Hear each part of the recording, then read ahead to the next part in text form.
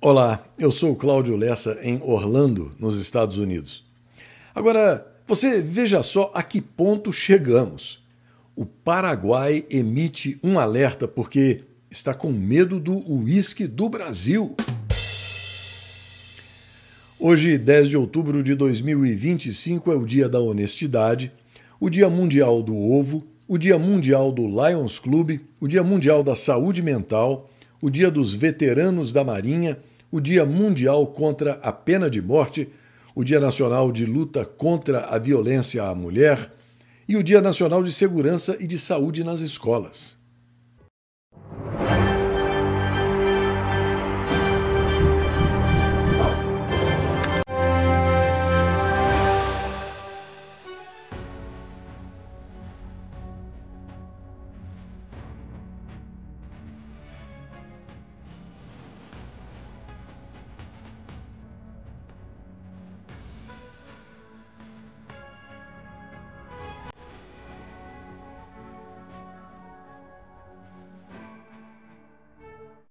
Os indicadores financeiros mostram dólar subindo, euro, bolsa de valores e Bitcoin baixando, IPCA em elevação e Selic na mesma, além de recuo do grama do ouro.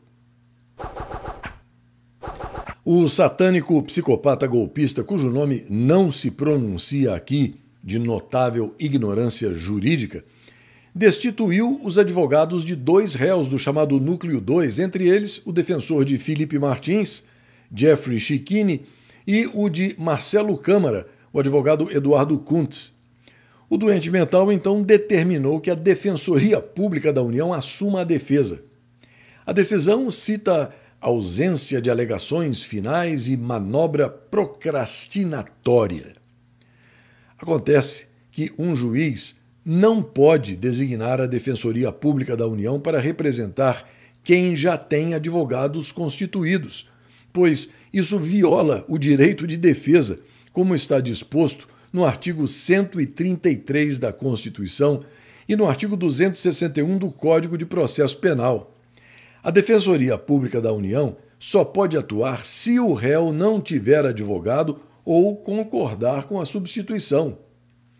Em outros tempos, a OAB e diversos juristas já mostraram que esse tipo de medida fere o devido processo legal e configura cerceamento de defesa. Mas, resumo da ópera: a OAB morreu. Quando o Sindicato do Crime Organizado intervém na relação cliente-advogado e a Ordem dos Advogados do Brasil se omite, o direito de defesa vira formalidade e o Estado de Direito agoniza. Felipe Martins, em petição assinada de próprio punho e digitalmente certificada, rejeita a atuação da Defensoria Pública da União e exige o restabelecimento dos advogados que foram constituídos por ele, Ricardo Schaeffer e Jeffrey Chicchini. Na manifestação que você está vendo aí ao meu lado, Felipe afirma que não houve abandono de causa, mas atuação técnica legítima e que a destituição dos defensores dele, sem prévio contraditório, é abusiva e inconstitucional, violando o direito de escolher livremente o advogado dele, garantia essencial da ampla defesa e do devido processo legal. Novamente, a substituição forçada da defesa escolhida pelo réu fere frontalmente a Constituição Federal. Na revista Oeste, a notícia de que mais de 8.500 advogados integrantes do movimento Advogados de Direita Brasil repudiaram a destituição da defesa de Felipe Martins e acusam o psicopata golpista de violar as prerrogativas da advocacia, além de criticarem o que chamam de silêncio inadmissível da OAB. Outra bola nas costas do psicopata golpista também é noticiada pela revista Oeste, que informa que as medidas restritivas impostas ao bandido Eduardo Talhaferro, ex-sabujo do doente mental no inútil, corrupto e caríssimo Tribunal Superior Eleitoral, foram parcialmente retiradas pelo Tribunal de Apelação de Catanzaro, na Itália. A decisão foi anunciada poucos dias depois de Taliaferro ter sido formalmente comunicado, na segunda-feira, dia 6, sobre o pedido de extradição enviado pelo Brasil às autoridades italianas. O juiz Antonio Giglio esclareceu que Taliaferro estava submetido a 2 medidas cautelares desde 30 de outubro: a obrigação de permanecer dentro de casa e a proibição de deixar a Itália. Depois do interrogatório, o magistrado entendeu que não há justificativa para manter o ex-amarra-cachorro do satânico psicopata, o verdadeiro golpista, em prisão domiciliar, mas reforçou que ele está impedido de sair do país. Como se não bastasse, o satânico psicopata rejeitou o pedido da defesa do ex-sabujo, Taliaferro, para que ele fosse notificado por meio de carta rogatória na Itália, onde ele mora atualmente. Esse é o procedimento internacionalmente adotado para citar e intimar partes em processos e penas na esfera civil. O doente mental manteve a intimação por edital, o que mais uma vez afronta as normas do direito internacional e demonstra a completa desqualificação profissional e moral desse indivíduo. Você sabia que pode acessar o CL News e o segmento de orações sem precisar de qualquer plataforma de mídia social? Está no ar o novo site clnewsoficial.com. Acesse o clnewsoficial.com, guarde o site nos favoritos do seu navegador, espalhe essa boa notícia e não se esqueça de enviar a sua colaboração. A sua ajuda é fundamental para a continuação e a sobrevivência desse projeto jornalístico, iniciado há 5 anos. Qualquer valor ditado pela generosidade do seu coração e ajustado pela realidade do seu bolso será sempre muito bem aceito. Desde já, muito obrigada! Depois de queda em agosto, a inflação oficial sobe em setembro. Com influência da alta da conta de luz, a inflação oficial de setembro ficou em 0,48%, invertendo o comportamento de agosto, quando caiu 0,11%. Em 12 meses, o IPCA, o Índice Nacional de Preços ao Consumidor Amplo, acumula 5,17%, acima da meta do governo, que vai, no máximo, a 4,5%. Os dados foram divulgados pelo IBGE. O dado de setembro, aliás, é o maior desde março, quando a inflação chegou a 0,56% no mês. O trading de energia no Fazendão despencou com mudanças e restrição de crédito.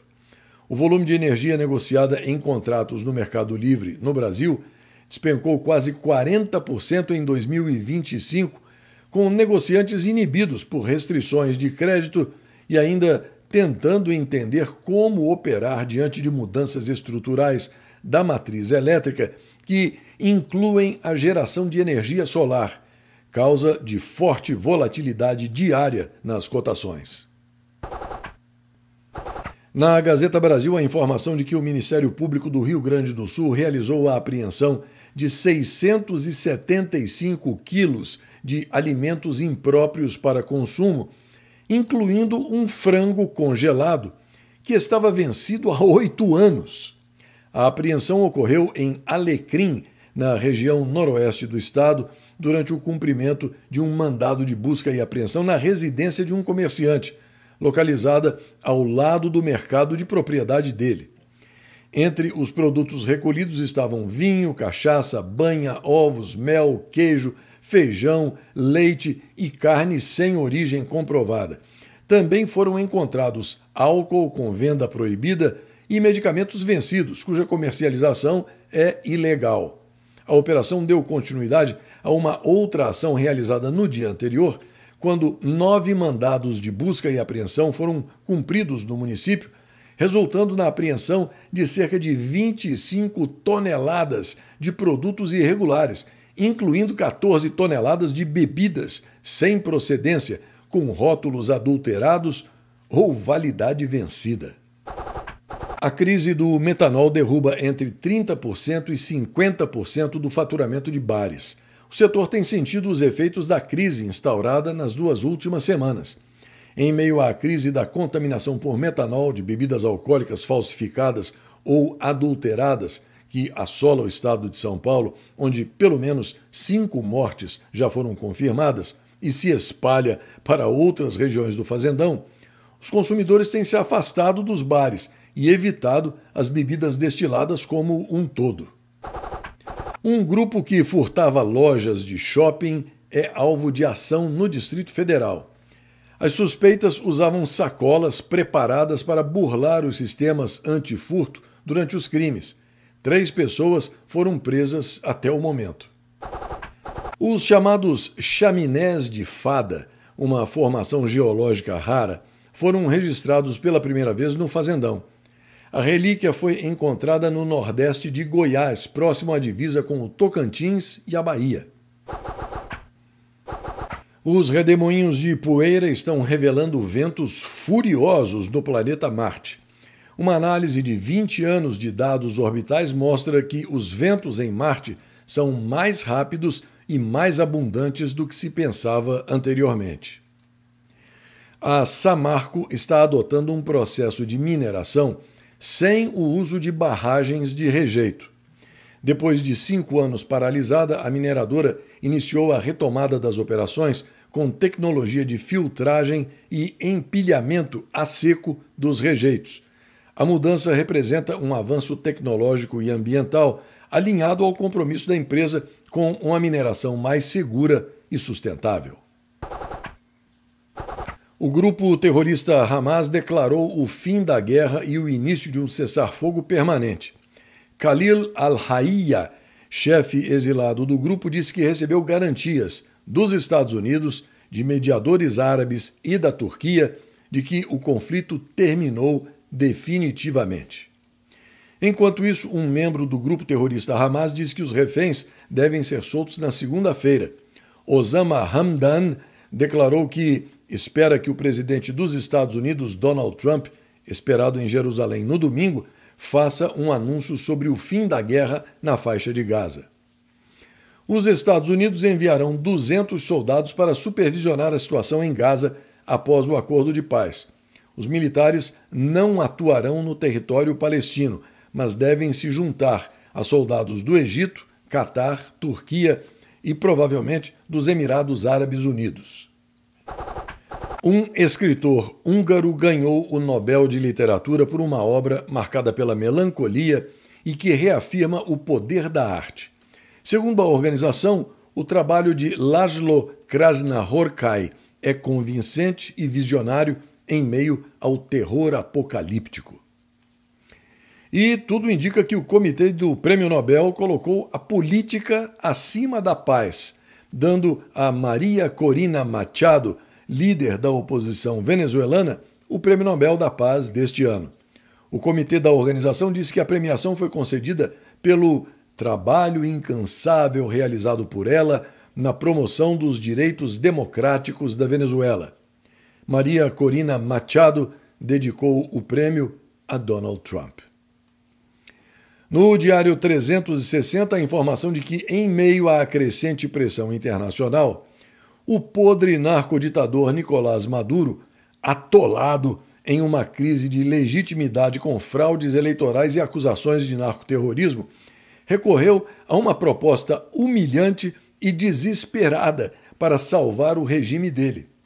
Em negociações secretas com enviados de Washington, Maduro ofereceu entregar o controle das imensas reservas de petróleo, ouro e outros recursos minerais da Venezuela a empresas norte-americanas, além de romper alianças estratégicas com China, Irã e Rússia, na vã esperança de evitar uma intervenção militar implacável da administração Trump. Essa manobra covarde, revelada por fontes próximas às discussões, expõe a fragilidade de um líder que, após anos de pilhagem e de repressão brutal contra o próprio povo, agora implora por misericórdia ao sacrificar a tão adorada soberania nacional em troca de sobrevida pessoal. A oferta, no entanto, foi sumariamente rejeitada por Washington, que qualificou o gesto como sendo mais uma farsa patética de um criminoso foragido da justiça norte-americana. Em vez de ceder, os Estados Unidos intensificaram a ofensiva contra o narco-regime do Cartel dos Sóis, rede de tráfico liderada pelo próprio Maduro e seus comparsas militares, reforçando o destacamento naval no Caribe com navios de guerra, submarinos e caças F-35 para desmantelar as rotas de drogas que enchem os bolsos da ditadura.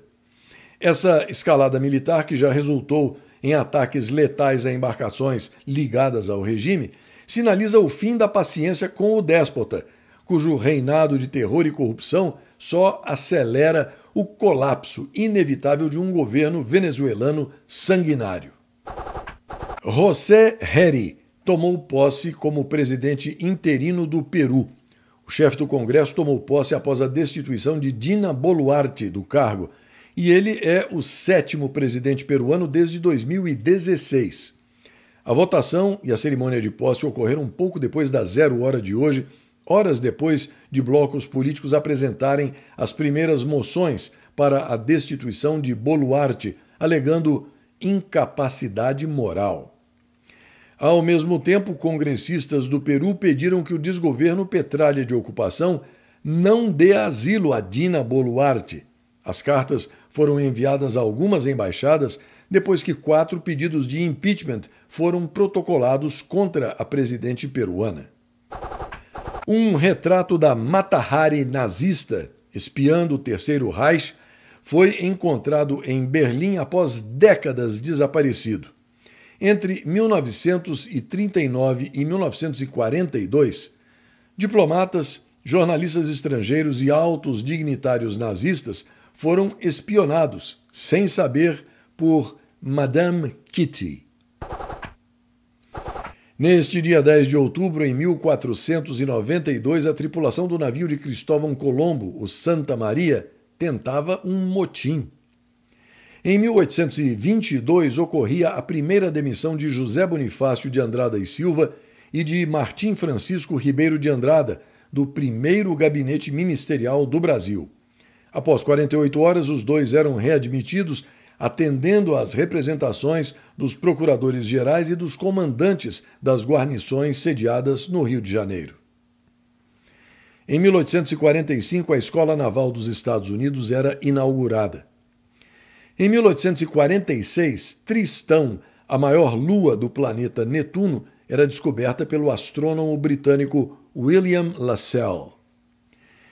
Em 1866, durante a Guerra do Paraguai, Luiz Alves de Lima e Silva, o Duque de Caxias, era nomeado comandante em chefe das tropas brasileiras. Em 1944, meninos de famílias ciganas eram exterminados na câmara de gás em Birkenau. Em 1979, o jogo Pac-Man começava a ser comercializado no mercado japonês pela Namco. E em 2003, os cientistas testavam a teoria da gravidade de Albert Einstein por meio da sonda Cassini. Mais uma semana praticamente encerrada e essa edição do CL News está quase terminando. Mas eu aproveito para agradecer muito a você, dessa grande família que me recebe na sua casa, que prestigia esse meu NetJornal, e repetir que eu leio todas as mensagens que me são enviadas, embora eu nem sempre consiga responder individualmente, por causa do acúmulo de trabalho, especialmente porque eu faço tudo absolutamente sozinho. Mas eu peço também para que você acesse e guarde o meu site clnewsoficial.com nos favoritos do seu navegador. Por favor, fale sobre o site com todos que você conhece, para que esse NetJornal isento, objetivo, sem manipulação, sem mimimi, mas com aquele toque de humor, também possa chegar até eles. Aqui vai um forte abraço para a minha queridíssima amiga Cidinha, a Maria Aparecida Escolano da Silva, lá de Ribeirão Preto, no estado de São Paulo, para o Garcilásio 67, para o Paulo Fernando da Silva Alves, José Alberto Ferreira, Jorge Luiz de Oliveira Vivas, Reta Cherry Key, Verena Tobler de Souza, Miguel 100.001, Francisco Veronês, Ultimate Defender, Edmar Hallier, meu amigo Ricardo Chaves e para o Luiz Humberto de Biasi. Ah, e mais uma coisinha. 3 tipos paulo-freireanos infectam a sociedade do fazendão hoje em dia: as feministas, os socialistas e os sindicalistas. A feminista deita falação sobre sexo, mas não transa. O socialista deita falação sobre renda, mas não produz absolutamente nada. O sindicalista deita falação sobre emprego, mas é um vagabundo que não trabalha. Até a semana que vem.